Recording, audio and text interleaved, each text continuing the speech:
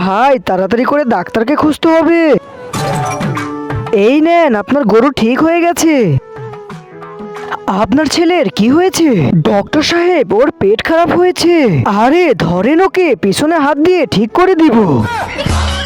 আরে এই ডাক্তার শালা পাগল নাকি?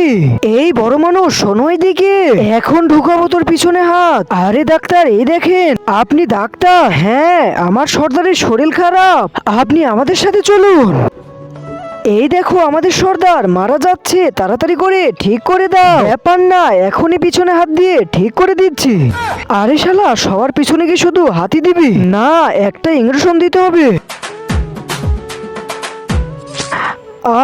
শালা মেরে ফেললো আমাকে, এবার বেঁচে যাবে সর্দার।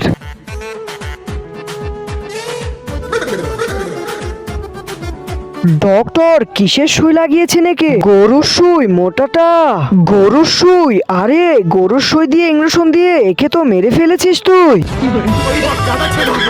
আরে এই শালা তো গরুর সুই লাগিয়ে সর্দারকে মেরে ফেলেছে।